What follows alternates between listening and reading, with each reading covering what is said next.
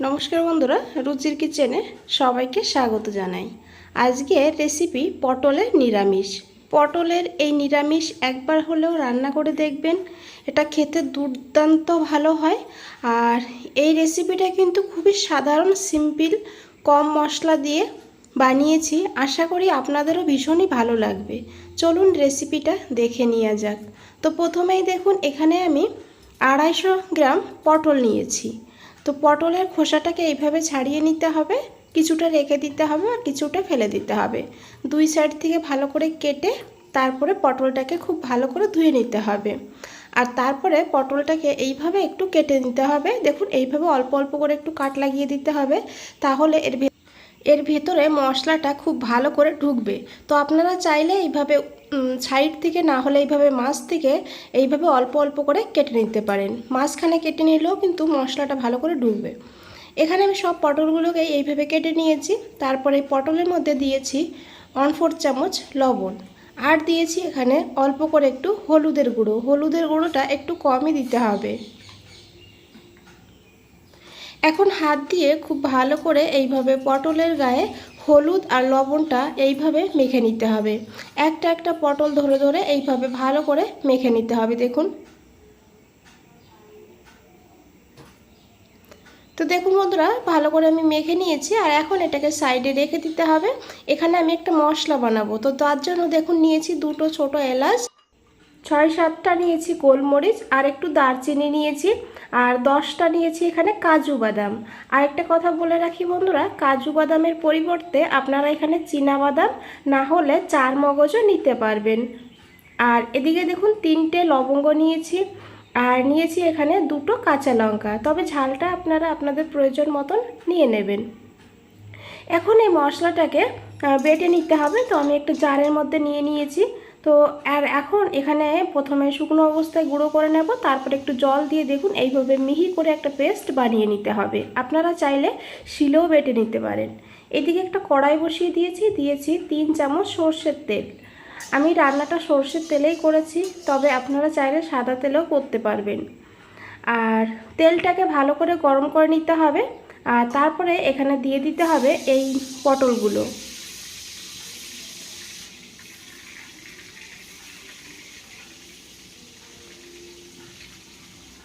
তো সব পটলগুলোই এখানে আমি দিয়ে দিয়েছি। আর এখন এই পটলগুলোকে খুব ভালো করে ভেজে নিতে হবে। গ্যাসের ফ্লেমটা মিডিয়ামে রাখবেন। মিডিয়ামে রেখে পটলটাকে একদম লাল লাল করে ভেজে নিতে হবে। তো দেখুন, পটলের খুব সুন্দর এখানে কালারও চলে এসেছে।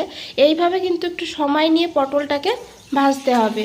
দেখুন বন্ধুরা, এইভাবে ভালো করে পটলটা ভাজা হলে পটলটা খেতেও কিন্তু খুবই ভালো হবে। তো এখানে পটলগুলো ভাজা হয়ে গিয়েছে। এখন এই পটলগুলোকে তুলে নিতে হবে।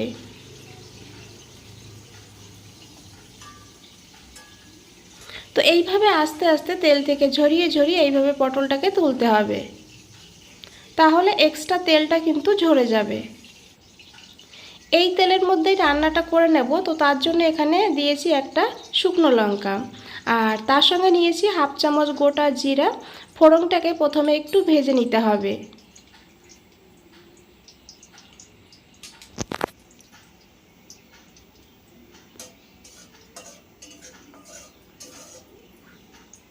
তো সুন্দর একটা গন্ধ এইভাবে তেলের সঙ্গে মিশে যাবে। তারপরে এখানে দিয়ে দিতে হবে 2 পিঞ্চ হিং। হিংটা এখানে অবশ্যই দেবেন। হিংয়ের ফ্লেভারটাও কিন্তু খুবই ভালো হবে এই রেসিপিতে। হিংটা দেওয়ার পর আমি দিয়ে দিয়েছি একটা টমেটো, মিডিয়াম সাইজের টমেটোটাকে এইভাবে লম্বা লম্বা করে কেটে নিয়েছি। আর তার সঙ্গে দিয়ে দিয়েছি পরিমাণ মতন লবণ, তবে খেয়াল রাখতে হবে পটল ভাজার সময়ও কিন্তু লবণ দিয়েছিলাম। এখন এই টমেটোটা যত সময় না নরম হয়ে যাচ্ছে তত সময় কিন্তু টমেটোটাকে ভেজে নিতে হবে। তো দেখুন বন্ধুরা, এখানে টমেটো কিন্তু একদমই নরম হয়ে গিয়েছে। আর টমেটোর উপরে লবণ দিয়ে ভেজে নিলে টমেটো খুব তাড়াতাড়ি কিন্তু সফট হয়ে যায়। এখন এখানে দিয়ে দিতে হবে বেটে রাখা সেই মশলাটা, কাজু বাদাম যেটা বেটে রেখেছিলাম সেই মশলাটা কিন্তু দিয়ে দিতে হবে। এখন মশলাটাকেও কিছু সময় এইভাবে ভালো করে একটু কষিয়ে নিতে হবে।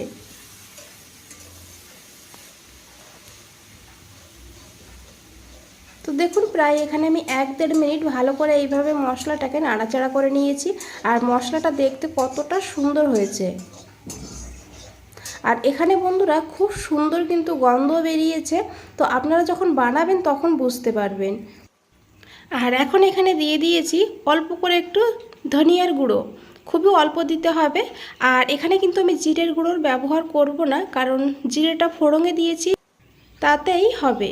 আর দিয়েছি অল্প করে একটু কাশ্মীরি লঙ্কার গুঁড়ো, এতে কিন্তু ঝাল হয় না, তবে কালারটা সুন্দর হবে।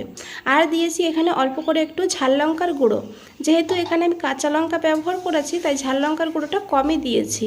আগেই বলেছি ঝালটা আপনারা আপনাদের প্রয়োজন মতো নেবেন। এখানে দিয়েছি অল্প করে একটু জলটা দিয়ে মশলাটাকে খুব ভালো করে মিশিয়ে নিয়েছি। এখন ঢাকা দিয়ে 2-3 মিনিট রেখে দেবো লো ফ্লেম করে। 2-3 মিনিট পর ঢাকনাটা খুলে নিয়েছি। আশা করি বন্ধুরা দেখে বুঝতেই পেরেছেন মশলাটা কত সুন্দর হয়েছে, কালারটা কত সুন্দর এখানে হয়েছে। আরেকটা কথা বন্ধুরা, এই রান্নাতে কিন্তু আমি হলুদের ব্যবহার করব না, তো সেই কারণে আমি এখানে অল্প করে কাশ্মীরি লঙ্কার গুঁড়ো দিয়েছিলাম। এতেও কিন্তু দেখুন খুব সুন্দর একটা কালার হয়েছে। আর এখন দিয়ে দিয়েছি এখানে ভেজে রাখা পটলটাকে দিয়ে মশলার সঙ্গে ভালো করে কিছু সময় এইভাবে কষিয়ে নিতে হবে। এটা কিন্তু খেতে দুর্দান্ত হয় বন্ধুরা, একবার হলেও এই পদ্ধতিতে রান্না করে দেখবেন আর তারপরে আমাকে কমেন্টে জানাবেন আপনাদের কেমন লেগেছে।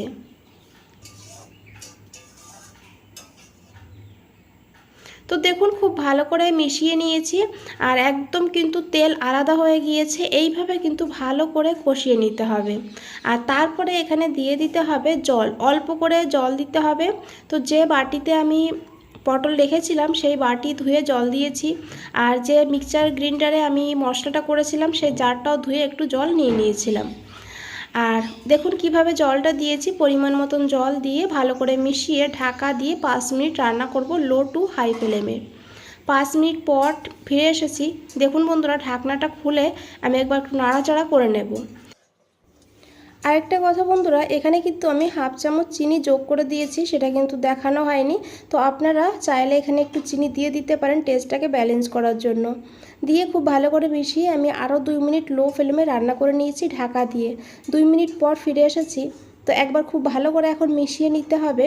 আর আশা করি দেখে বুঝতেই পেরেছেন কতটা লোভনীয় লাগছে। এই রেসিপিটা কিন্তু বন্ধুরা আপনারা ভাত, রুটি, লুচি, পরোটা, পোলাও সব কিছুর সঙ্গে খেতে পারবেন। দিয়েছি এখানে 1 চামচ ঘিটা দিয়ে আমি গ্যাসটা বন্ধ করে দিয়েছি। এখন খুব ভালো করে একবার মিশিয়ে নেব। বন্ধুরা রেসিপিটা ভালো লাগলে অবশ্যই একটা লাইক করে দেবেন, চ্যানেলটাকে সাবস্ক্রাইব করে পাশে থাকবেন। তো দেখুন এখন আমি ঢাকা দিয়ে আরও 2 মিনিট স্ট্যান্ডিং টাইমে রেখে দেব। ঘিয়ের ফ্লেভারটা খুব ভালোভাবে এই রেসিপিতে মিশে যাবে। তো 2 মিনিট পর ফিরে এসেছি। আশা করি দেখে বুঝতেই পেরেছেন কতটা লোভনীয় লাগছে। তো বন্ধুরা আজ তাহলে এই পর্যন্তই, ফিরে আসছি নতুন কোনো রেসিপি নিয়ে। ভালো থাকবেন, সুস্থ থাকবেন। সবাইকে অনেক অনেক ধন্যবাদ এত সময় ধৈর্য ধরে রেসিপিটা দেখার জন্য।